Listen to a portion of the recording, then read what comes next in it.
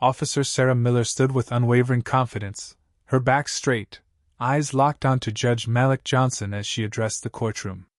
The trial was heated, a case involving police misconduct, and Sarah was there to testify. She'd always been a staunch defender of the law, convinced of her position, convinced that her authority, her presence, was enough to command respect.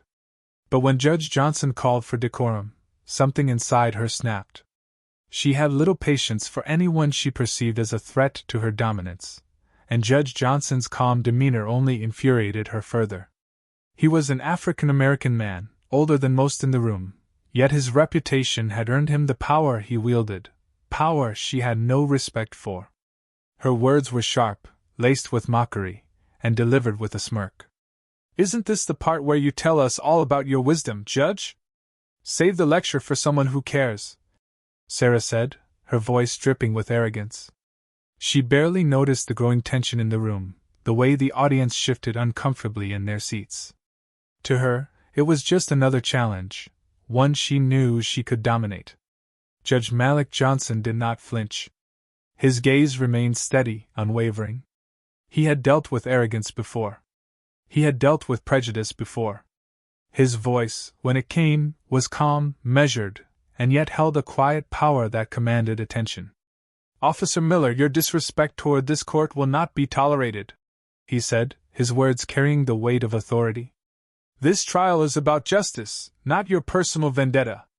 The words were like a slap to Sarah's face, though she refused to show it. Her eyes narrowed, challenging him, daring him to take it further. But Judge Johnson's gaze did not waver. He had been in this position for too long to be cowed by petty remarks. His voice remained steady, but his words sliced through the air like a blade. "Your actions here today will be met with consequences. Disrespecting the court is not only an affront to me but to the very system of justice we stand for," he continued. "You will face the consequences of your actions in due time." Sarah's heart raced, her pulse quickening as the judge's words cut through her. She had never been threatened like this before, at least not in such a way that left her powerless. Normally, she could brush off insults, dismiss them as weakness. But this wasn't weakness, this was judgment. This was an authority she hadn't expected to challenge her. Judge Johnson raised his hand, signaling for order in the courtroom. The room fell into complete silence, every eye fixed on him. He looked at Sarah one last time before delivering his verdict. "Officer Miller, you will undergo community service for the next 6 months. You will be assigned to work with organizations focused on racial and social justice. You will immerse yourself in the very communities you've long avoided. Perhaps then, you will understand what true service to the people means," Judge Johnson pronounced. His words were firm, final. There was no question, no room for negotiation. Sarah's mouth opened in disbelief, her body tensing. "Community service?" she repeated, her voice sharp with incredulity. "This is how you punish me? I'm an officer of the law. I've served this city." "Yes, Officer Miller, and now you will serve those you have ignored and oppressed," Judge Johnson replied, his tone unwavering. He looked at her with a gaze that held both challenge and compassion, as if he knew the road ahead would be difficult, but necessary. "It's time to learn what real service means." The room remained silent. Sarah could feel the eyes of the jurors, the attorneys, the audience all focused on her. She wanted to fight, to yell, to argue, but the weight of Judge Johnson's words settled over her like a suffocating cloud. This was not the kind of punishment she was used to. It wasn't physical. It wasn't something she could fight her way out of. It was mental. It was emotional. As the trial concluded, Sarah stood there, still in shock. Her mind raced, her thoughts spinning. How could this be happening? How had a simple show of arrogance led to this? She had expected to be reprimanded, perhaps even suspended, but this was a whole different level. Her colleagues, the people she had worked with for years, looked at her with mixed expressions, some with pity, others with judgment. No one spoke as Sarah walked out of the courtroom, her head spinning, her pride bruised. She had never felt so humiliated in her life. Judge Johnson's verdict, though final, was only the beginning of a much larger journey. Sarah didn't realize it then, but she was standing at the edge of something profound. She was about to be thrown into a world she had no interest in, forced to confront a reality she had long ignored. And as much as she hated to admit it, she was terrified. What Judge Johnson didn't know, though, was how this verdict would shape not just Sarah's life, but the lives of everyone around her. This sentence would become the catalyst for her transformation. She would learn things she never wanted to learn. She would see people in ways she never thought possible.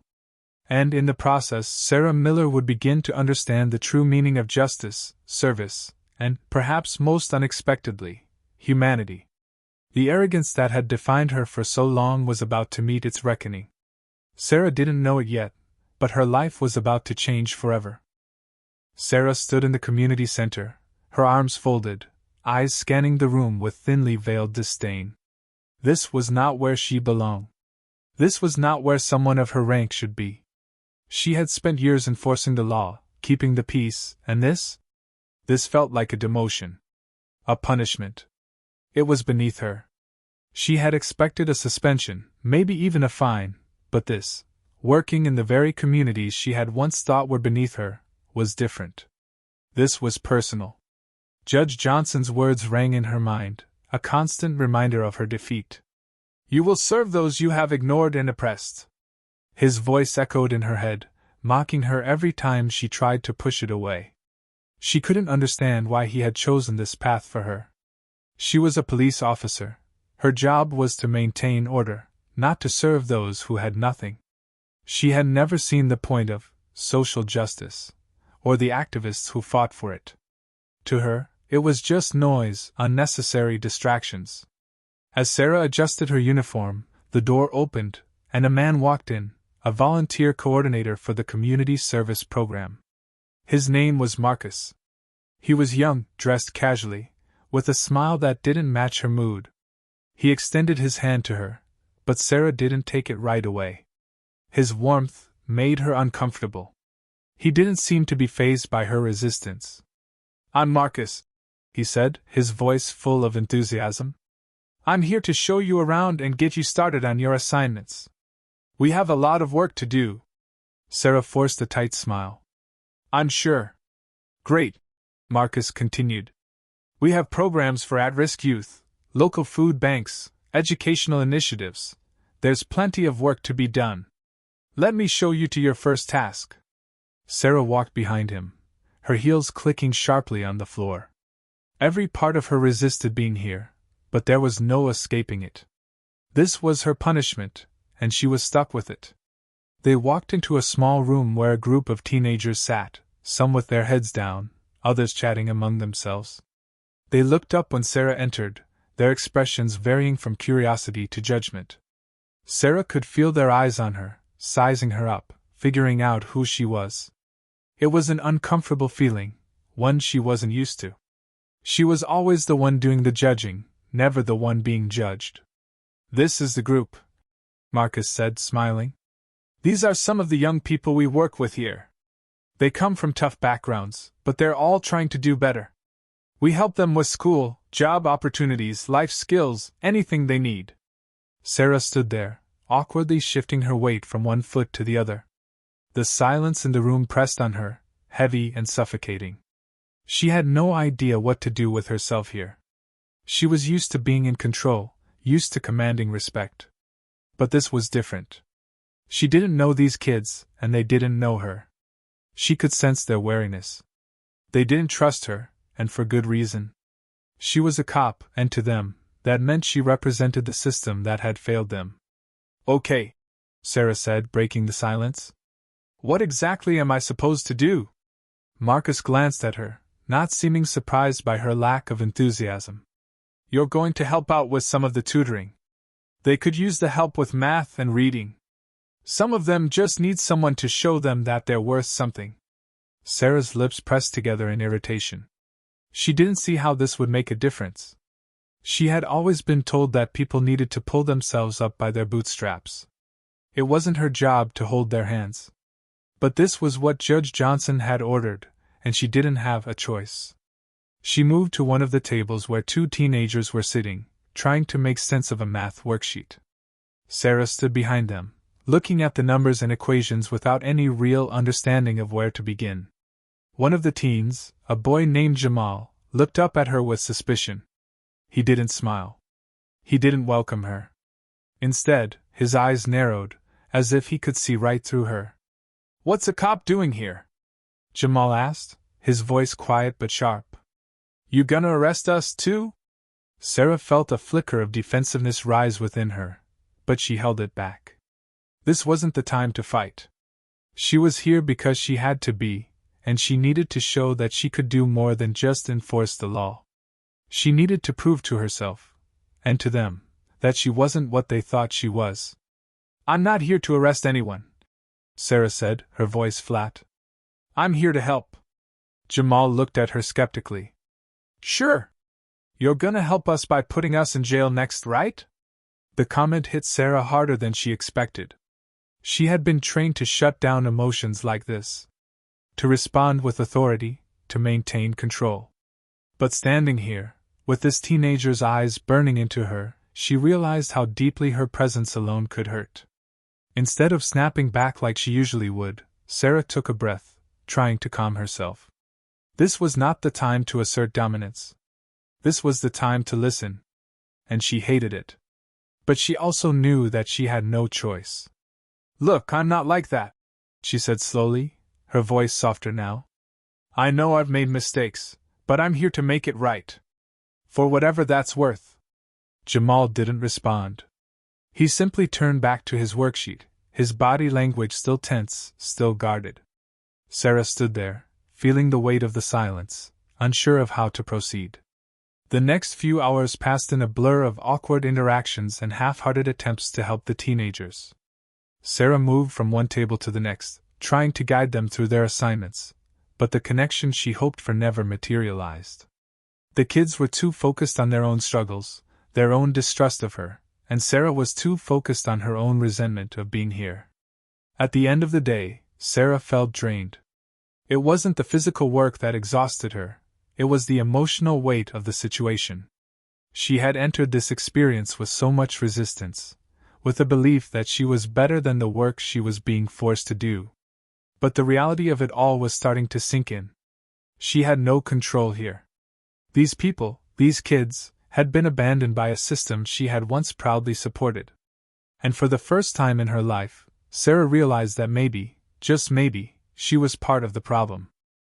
Sarah returned to the community center the next day, her steps slower than before. The edge of defiance she had carried into the work had dulled, replaced by a nagging frustration. She was still convinced that her time here wasn't truly changing anything, but a part of her couldn't ignore the discomfort that had begun to settle in her chest. The community wasn't what she had imagined. It wasn't just a collection of people who were asking for handouts. They were people with stories, with aspirations, with lives that had been torn apart by systems she had once defended. It wasn't just the kids, though they were the hardest to reach, it was the parents, the volunteers, the activists, the ones who fought every day for what they believed was right. They were all living proof of the inequality Sarah had turned a blind eye to for years. Judge Johnson's words kept coming back to her, asterisk. "You will serve those you have ignored and oppressed." Asterisk, she had thought he was punishing her, but now, standing here, she realized he was trying to teach her something she wasn't ready to accept. The day had started like any other, but something was different. Jamal had noticed it first. She had tried to focus on the students, helping with their homework, but Jamal wasn't making any real effort to engage. Instead, he leaned back in his chair, arms crossed, giving her a look that made her feel small. She couldn't shake the feeling that he was watching her, waiting for her to mess up, to revert to the person he knew she was.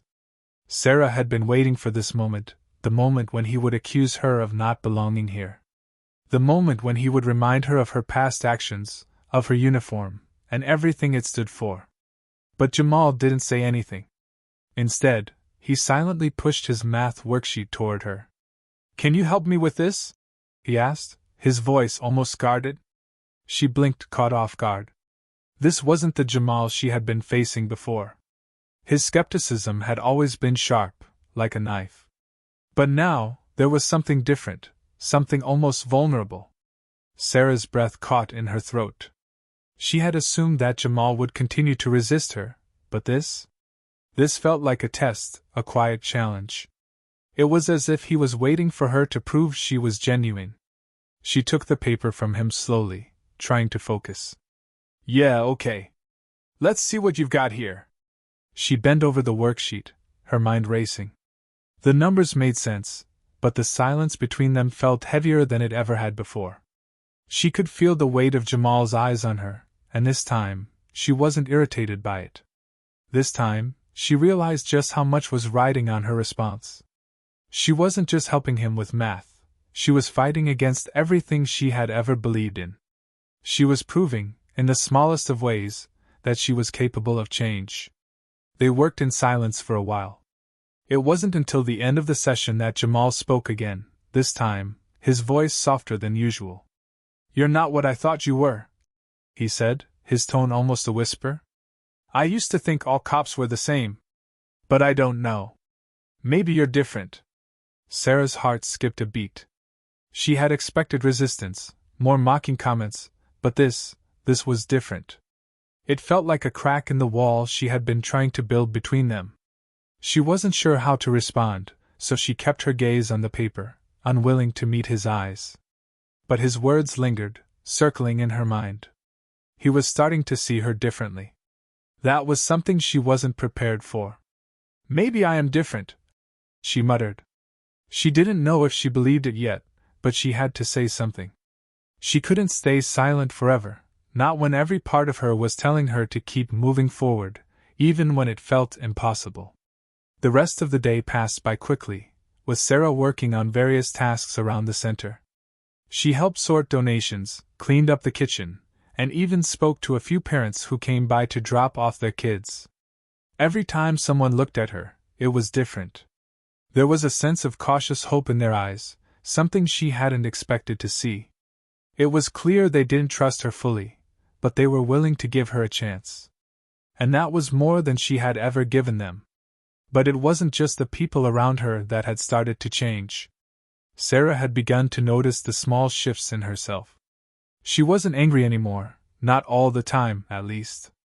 The irritation that had fueled her for years, the belief that she was always right, had started to fade.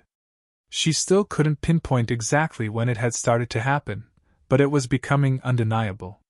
She had once been certain that her job, her uniform, was enough to define her, to give her purpose. Now, standing in the middle of this community, surrounded by people who had been through so much more than she had ever experienced, Sarah felt small. But it wasn't a bad feeling. It was a humbling feeling. And for the first time, she understood what Judge Johnson had meant by service. That night, after she left the center, Sarah found herself driving down familiar streets, reflecting on everything she had seen. The city she had spent years protecting felt different now. She had always seen it through the lens of her uniform, her duty. But now, she saw it through the eyes of the people she had once ignored. It wasn't perfect. It was flawed, complicated, and messy, but it was home. And the truth hit her hard. She had been part of the system that had failed them. Her phone buzzed, pulling her from her thoughts. It was a text from Judge Johnson. "How's the community service going?" She didn't hesitate. She typed back. "It's hard, but I think I'm starting to get it." Sarah stared at the screen for a moment, her finger hovering over the keyboard. What was she starting to get? The weight of her past actions? The way her uniform had been a shield, keeping her disconnected from the struggles of those around her? Or was it something more, something deeper, something that would change the way she saw the world forever? She didn't know the answer. Not yet. But for the first time, she was willing to find out. The following days were a blur for Sarah. She had hoped, at first, that the experience would be fleeting, that the discomfort of being there, in the community center, surrounded by people she had once dismissed, would eventually fade. But it didn't. Each day, the weight of what she was doing lingered longer. The sense of responsibility, of accountability, was starting to gnaw at her, much like the silent judgment she saw in the eyes of the community. Jamal's words, "You're not what I thought you were," kept echoing in her mind, and no matter how hard she tried to push them away, they remained. She had thought that her job was done once she showed up, once she did the task she was told to do. But something had changed inside her, something she couldn't ignore. It wasn't just about helping with math homework, or stacking boxes at the food bank anymore. It wasn't about checking off a list of duties. It was about something deeper. Sarah had spent years enforcing the law, convinced that justice was something clear-cut, something black and white. But she was starting to realize that justice wasn't that simple. It wasn't just about rules and regulations. It was about people. Real people. People with stories, with struggles, with histories that couldn't be defined by a badge or a uniform. One evening, after the center closed, Sarah found herself alone in the parking lot, standing beside her car, staring at the horizon. She didn't know what to think anymore. The guilt that had been building inside her over the past few weeks felt heavier than she expected. She had always prided herself on being a protector, a defender of the law. But now, she was starting to see that she had been a part of a system that had let so many people down. She had upheld that system for years, never questioning it, never wondering who it truly benefited.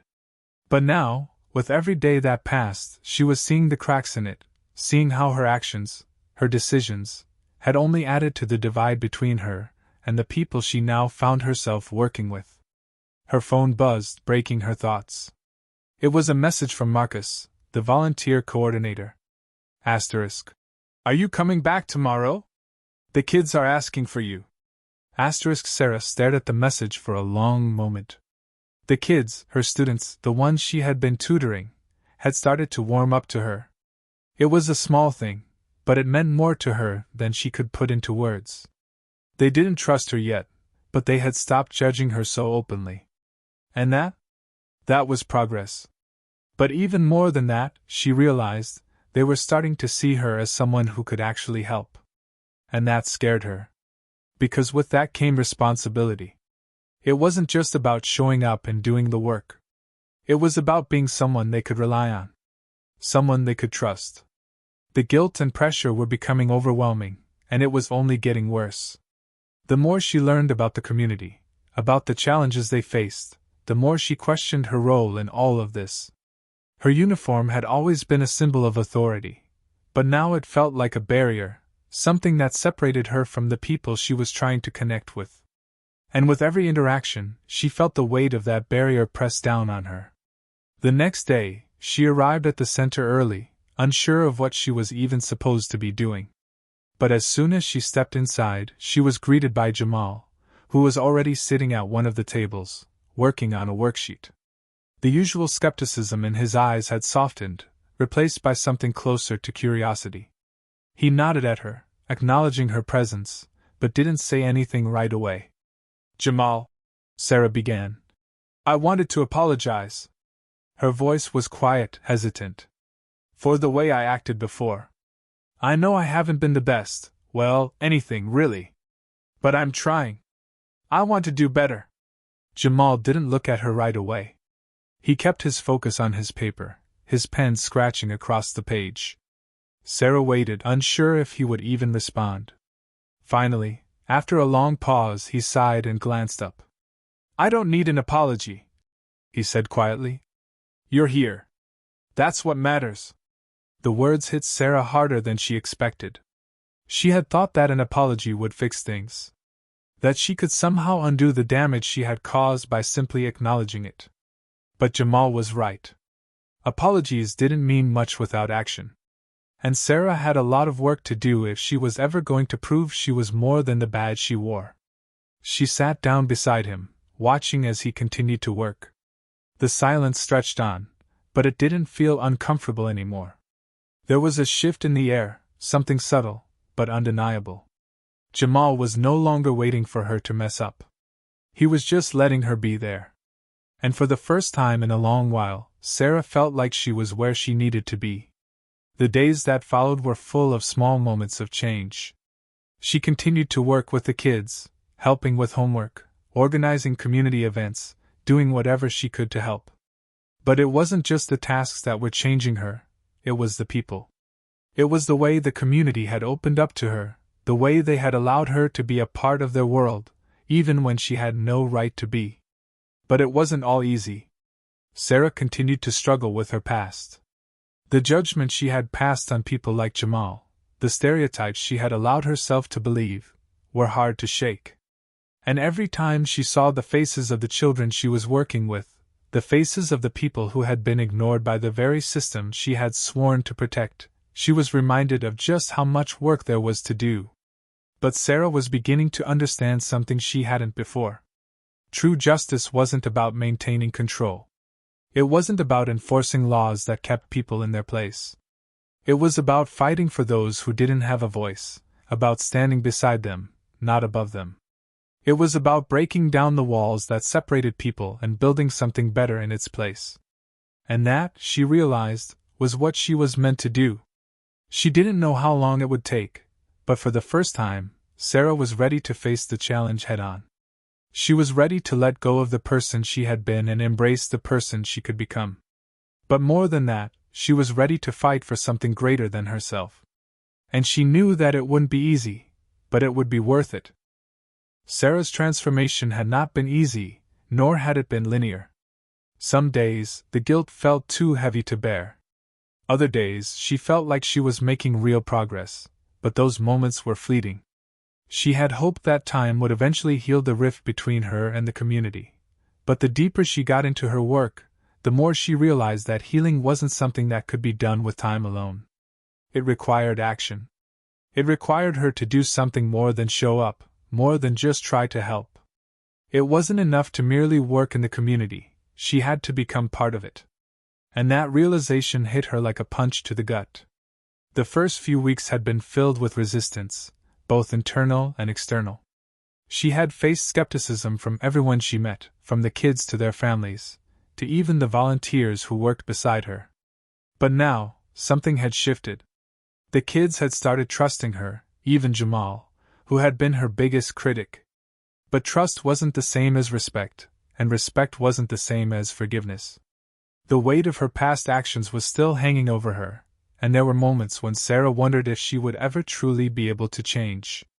She had hurt so many people, contributed to a system that oppressed them, and now, every time she looked into their eyes, she saw not just the hope for a better future but the evidence of the damage that had been done.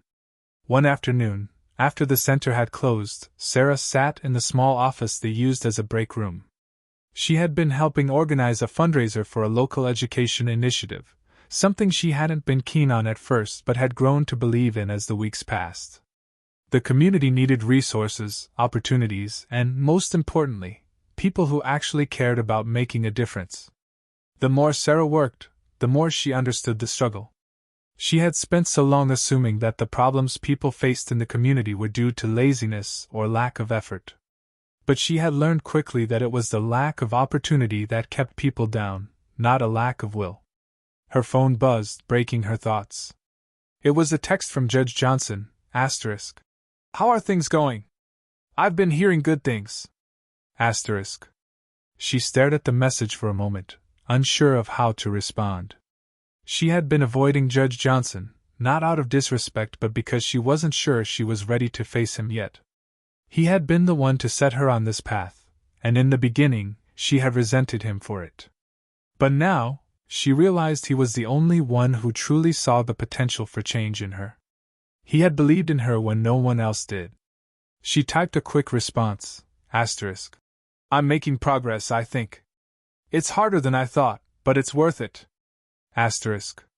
She set the phone down, letting out a sigh. The truth was, Sarah wasn't sure if she was making real progress or if she was just trying to convince herself that she was. The work she was doing felt meaningful, but at the same time, she couldn't shake the feeling that it was never going to be enough. She had been a part of the problem for so long. How could she ever be enough to fix it? A knock on the door broke her from her thoughts. Marcus stepped in, holding a clipboard.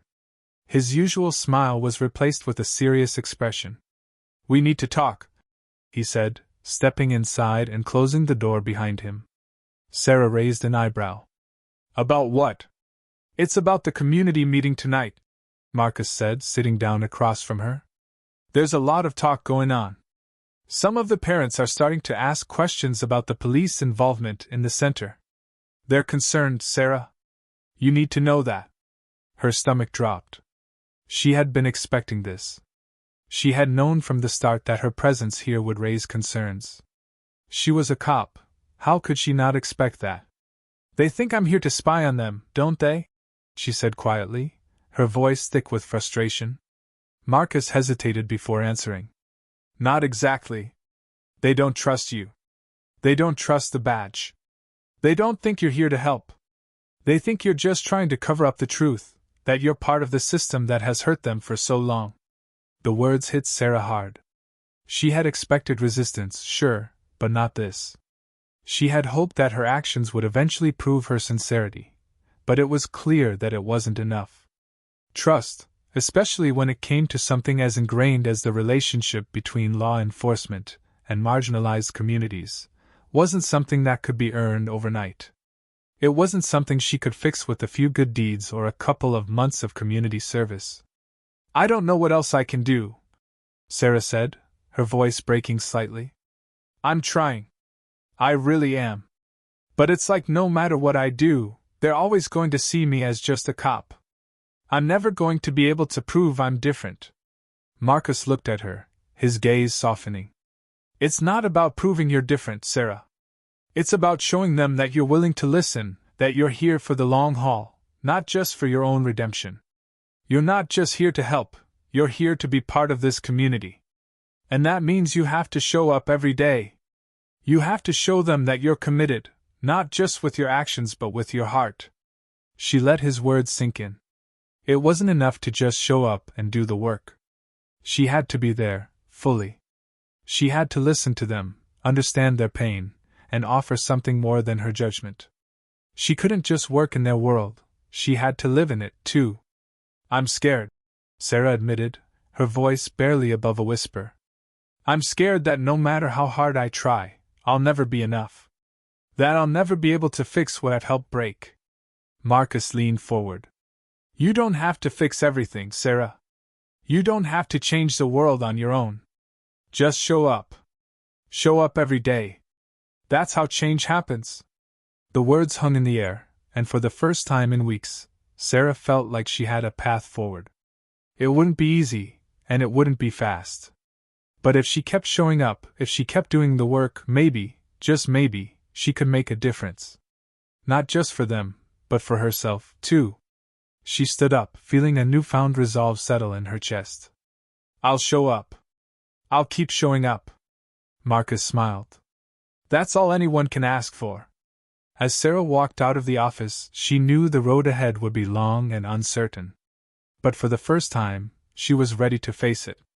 And maybe, just maybe, she was ready to prove that she could be something more than the uniform she wore. Sarah had no illusions about the difficulty of her task. Each day she spent in the community brought more challenges, more doubts, and a deeper understanding of the systemic issues she had never fully grasped before. She could feel the weight of the mistrust that hung over her every time she walked through the doors of the community center. The parents, the children, even the volunteers were hesitant, cautious, and in many cases, outright skeptical. She had earned none of their trust, and the time she had spent there, though valuable, was not enough to undo years of built-up resentment. Yet, she couldn't deny the fact that things had started to shift. Slowly, but surely, the work she was doing, real, tangible work, had begun to make a difference. She had helped organize food drives, mentored troubled youth, and helped repair some of the strained relationships between law enforcement and the community. And while the mistrust still lingered, there was an undeniable shift in the air. It wasn't enough to make everything right, but it was something. And for Sarah, something was better than nothing. But the truth was, despite all of her efforts, she hadn't fully reckoned with the most difficult part of her journey, the reckoning with her past. Every day, she confronted the realities of what she had done as a cop, the way she had judged people without understanding them, the way she had enforced laws without questioning them, the way she had been part of a system that had done more harm than good. That truth was still hard to swallow, and no amount of community service could erase it. One evening, after another long day, Sarah sat on the edge of her bed, her mind racing. She had spent the day working with a group of young adults from the neighborhood, helping them fill out job applications, providing guidance on resumes, and encouraging them to pursue opportunities outside of the streets. It was work she had never thought much about before. She had always assumed that people who wanted a better life would just go out and get it. But she had learned quickly that the system didn't give everyone the same opportunities. For many of the people she now worked with, getting out of their circumstances was almost impossible without outside support. Her phone buzzed. It was a text from Jamal. Asterisk. You're making a difference, Sarah. I see it. Asterisk. The words hit her harder than she expected. It wasn't that she had been seeking his approval, but there was something about his words that felt like a turning point. Jamal had been one of the hardest people to reach, the one who had questioned her the most, the one who had challenged her every step of the way. For him to say that she was making a difference meant something. It meant that, despite everything, she was moving in the right direction. But the weight of the judgment from others still lingered. She couldn't shake the feeling that the community, despite the small moments of progress, still saw her as an outsider. She was a cop. She was part of the system that had failed them. No matter how hard she tried, no matter how much she worked, there would always be a divide between her and them. And that divide wasn't something that could be bridged by a few good deeds or kind gestures. It was rooted in years of history, years of oppression, of discrimination, and of betrayal. Sarah thought about Judge Malik Johnson and the quiet strength he had shown throughout her time in the community. He had always maintained his distance, but there was no question that he had been the catalyst for her transformation. His decision to send her here, to force her to confront her own biases, to make her walk through the very communities she had once dismissed, had been the beginning of a process she hadn't even understood at the time. It was his wisdom, his commitment to justice, that had set her on this path. And now, here she was, trying to make a difference in a community that had every reason to distrust her. But she couldn't help but wonder if it was enough. Was the work she was doing really making a difference? Or was it just a small drop in the ocean, an attempt to alleviate her own guilt more than anything else? A knock on her door interrupted her thoughts. She opened it to find Marcus standing in the hallway, a concerned look on his face. "We need to talk," he said, his voice serious. Sarah's stomach tightened. She had a feeling she knew what this was about. "I've been hearing some things," Marcus continued, stepping into the room. "There's talk of a protest happening soon. The community's upset about some of the recent police actions in the area. And they're looking at you. They're asking why you, of all people, are still working here." The words hit Sarah like a punch. She had known this moment would come. The community was starting to question her motives again.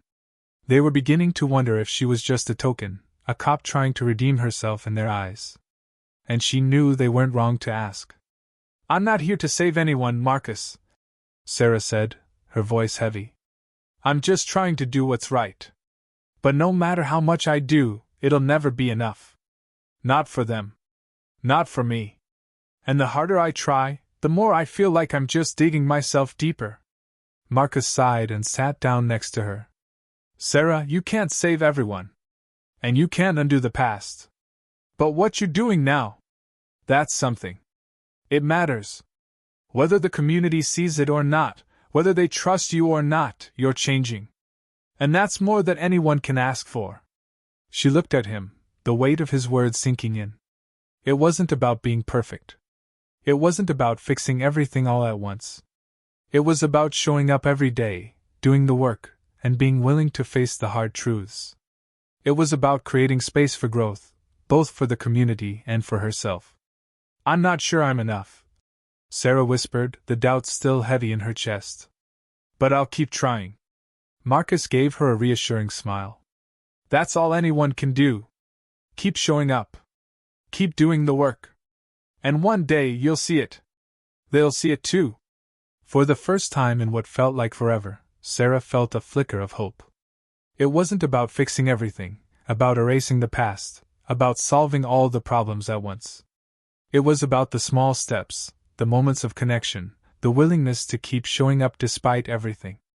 The protest that loomed on the horizon didn't go away, but Sarah's resolve strengthened.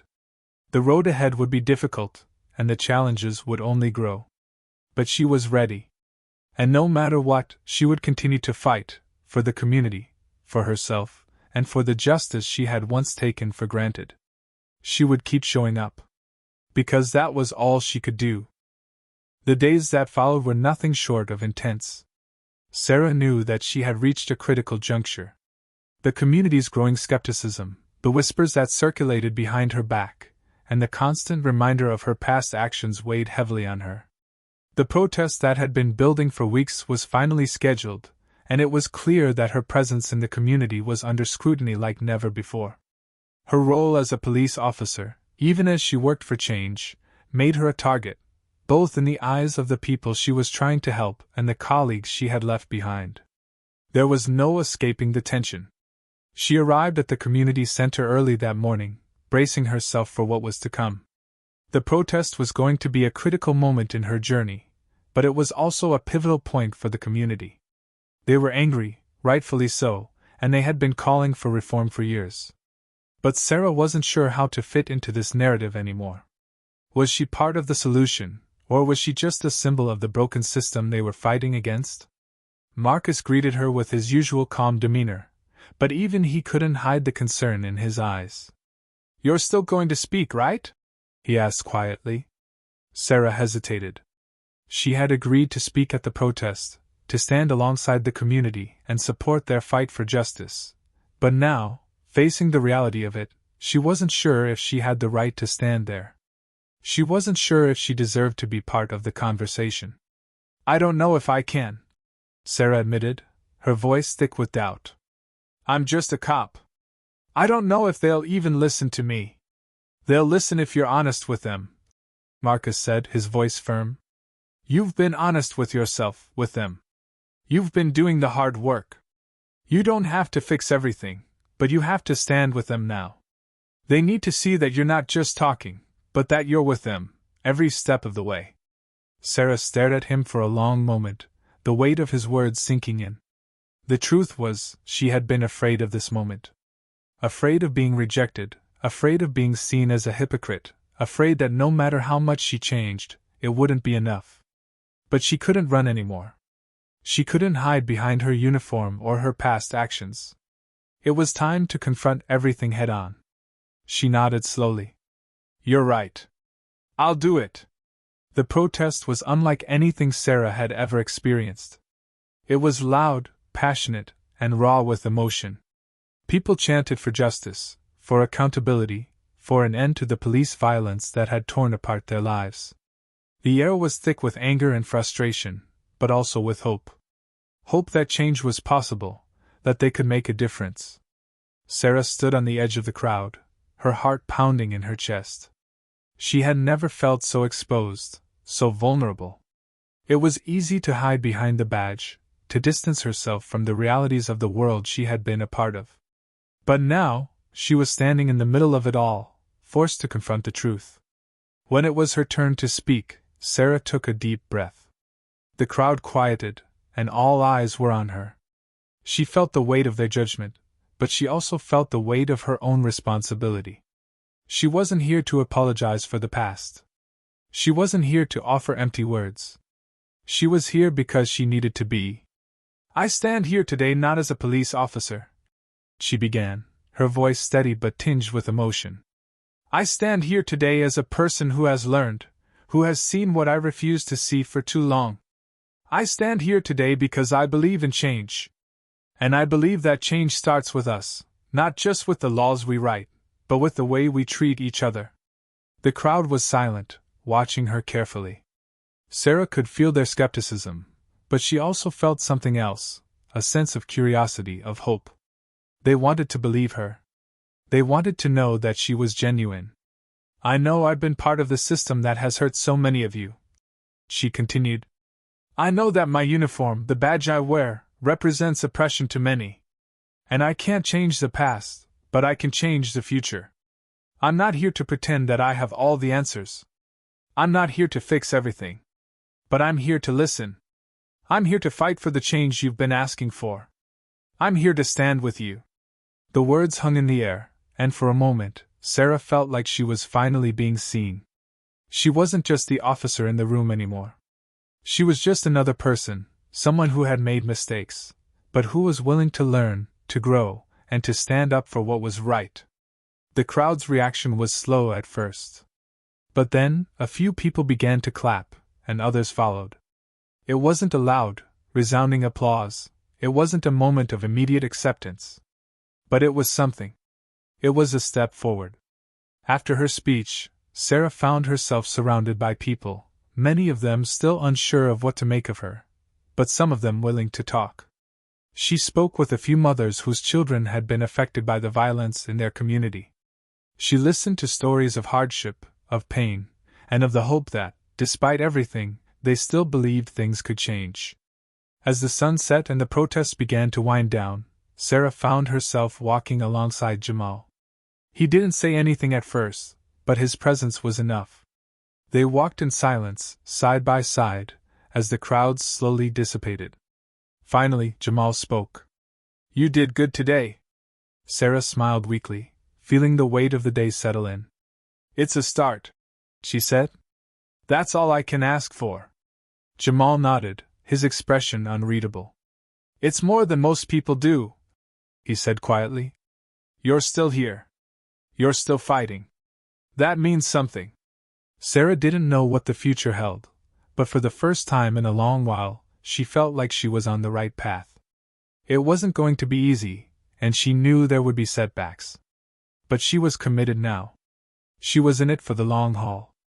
She would keep showing up, keep doing the work, and keep fighting for a future where justice meant something for everyone, not just for those who had the power to enforce it. She didn't have all the answers, but she was learning. And that, she realized, was enough, for now.